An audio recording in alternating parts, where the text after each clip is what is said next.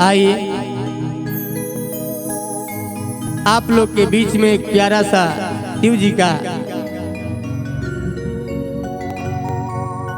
सुंदर सा भजन प्रस्तुत कर रहा हूं।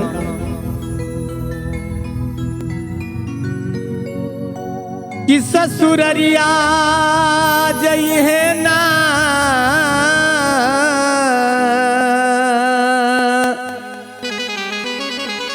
किसी बस ससुररिए जई है ना हो शिव जी के साजल बाहो बरतिया शिव ससुररिए जई है ना शिव जी के साजल बाहो बरतिया शिव ससुररिए जई है ना ससुररिए जई है ना ससुररिए जई है ना हो शिव जी के ये भोला जी के साजल बाहो बरतिया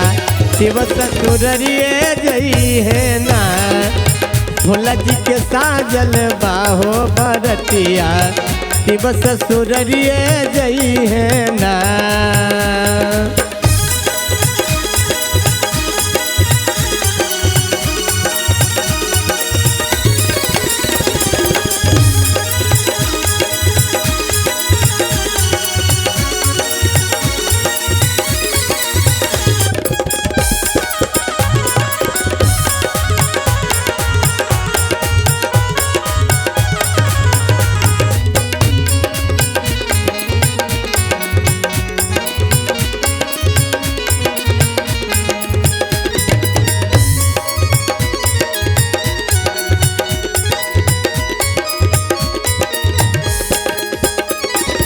ना जई है ब्रह्मा और ना जई है विष्णु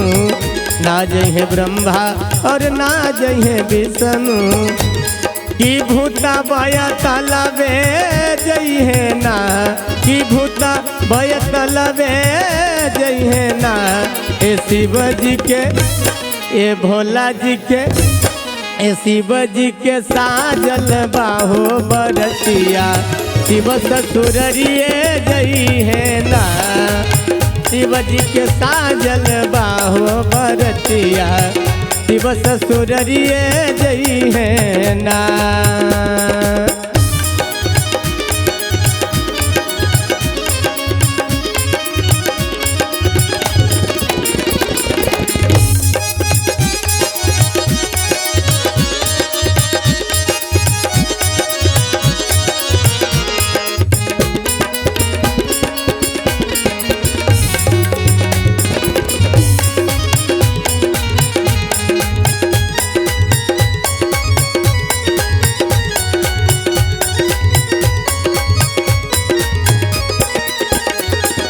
ना खई है खोबा और ना खई है मेवा ना खई है खोबा और ना खई है मेवा कि भंगिया के गोलबे खई है ना कि भंगिया के गोलबे खई है ना हो शिव जी के साजल बाहो बरतिया शिव ससुररिए जई है ना शिव जी के साजल बाहो बरतिया शिव ससुररिए जई है ना शिव जी के साजल बाहो बरतिया शिव ससुररिए जई है ना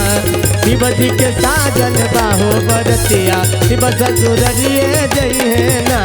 शिव जी के साजल बाहो बरतिया शिव ससुररिए जई है ना।